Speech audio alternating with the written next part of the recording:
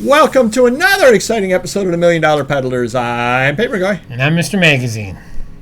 Mr. Magazine, I went over to Reddit flipping and actually answered a question over there. And I'm going to give you the question. Okay. And I want you... Actually, this is from a Whatnot app over on Reddit. All right. I'm a seller on Whatnot. Gave their username. And I'm coming up on my 1-year anniversary of selling there. I, too, have issues with the app, but this is literally how I make a living. It's not a good living, but I'm able to pay my bills. Well, at least they're honest. Yeah. I've met some great people along the way, and some really bad ones, especially some sellers. I started in coins and currency, and have since moved on to that secondary watch market. As a seller doing this for a living, I have to move to where the market is going. My question for all of you is this. Where do you think the market is going next? Thanks in advance. So what would your advice be? And not necessarily answering his question. You don't necessarily have to answer his question. What would be your advice to a seller that came to you and asked that? Well, I like the fact that he's already decided to move into something that's selling. So if something's not working and you need it to work and you got to pay your bills, you move into something else. And he took his shot, and it's paying off right now. At least he's got income coming in, and he's not like, hey, what am I going to do? This is my niche, and he's not changing it. So that was good that he did that. As far as where it's going, for me, well, right now it's going towards the Christmas season. I got to look forward to it. It's a two-step process. School starts, sales pick up a little bit along the way there. Each month, September, October, November, my sales generally increase a little bit up until December, from Thanksgiving to December. So for me, it's toys. That's what I'm going to stock up on.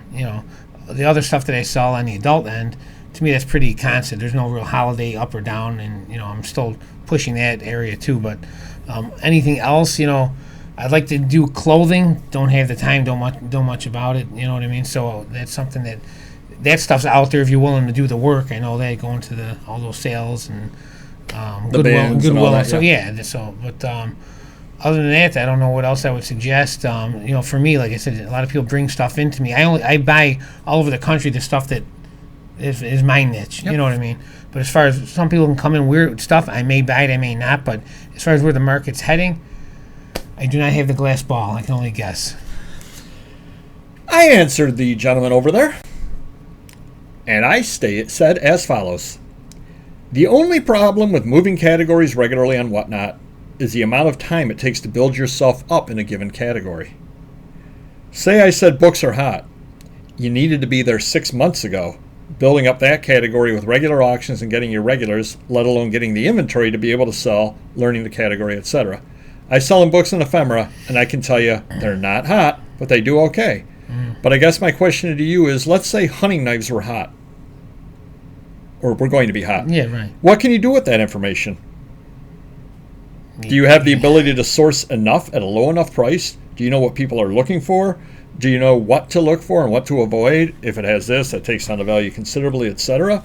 I've been selling books for 30 years. It's an easy category to start in, but a very easy category to get bogged down in, as there are so many books that just don't sell or are very common. Yes, you can sell a James Patterson book for $1 on Whatnot, but where are you going? I couldn't start selling watches tomorrow, as I don't even know the terminology beyond big hand and little hand. Good luck to you, but I'd stay in my wheelhouse. And again, and I think that's a fair question. Yeah. If I told you tomorrow, Mr. Magazine, that I saw the future, and for some reason you believe me because it's happened often enough, I tell you, I saw the future, and 1878 trade cards of potion elixirs are selling if they have Uncle Sam on the front. Right. What are you going to do with that information? Nothing, unless you know where there is one. I mean, Exactly. I don't know you're going to find 100. Exactly. And you do buy the one, you're able to find 5 of them out there for $5 a piece. Yeah. I really should have turned my phone off. If you find 5 of them for whatever price a piece, right. Great. Right. Where are you going? Right. But even if the knives Where are you hot, going? if the knives are hot in 6 months and we know that's going to happen, I still got to find knives. Yeah. So I got to find them, or they have to find me. Or like for me, if someone brought in 200 knives. Well, there I have it. Now I'll make knives good for me because we're going to list them all, and I'm sure some are good ones. But even whether they're trending or not in 6 months, Right, but let's say you're selling on Whatnot, and they are hot, and 200 knives come in. That's 4 shows. That's it, right? Yeah, you're done. Yeah.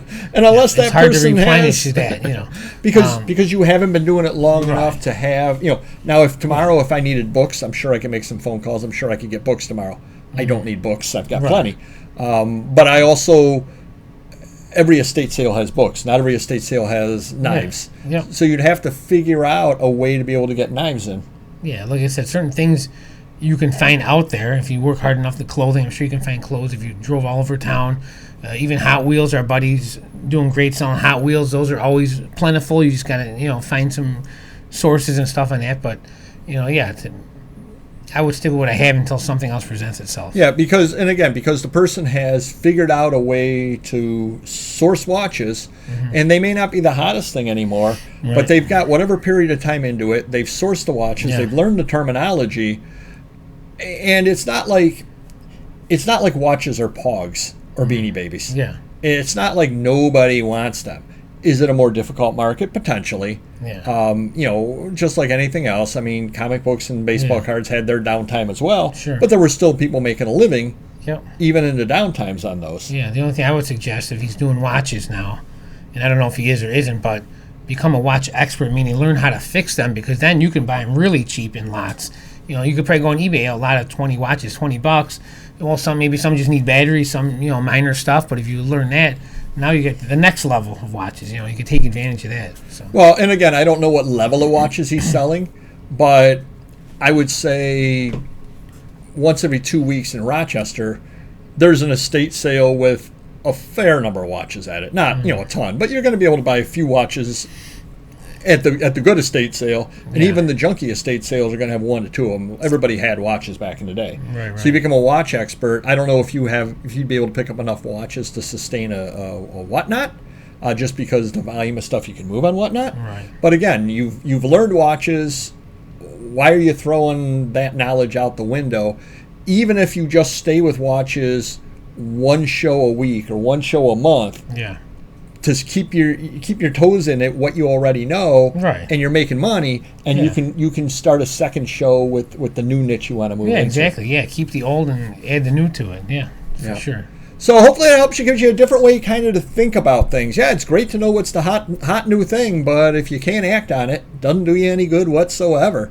Yeah. Sometimes it's best to stick with what you know, and hone it, and become a super expert in it. And I guarantee you, no matter how bad or slow watches get, there are going to be people getting rich off of them. And it's that way with anything out there. Yeah. Any collectible except Pogs.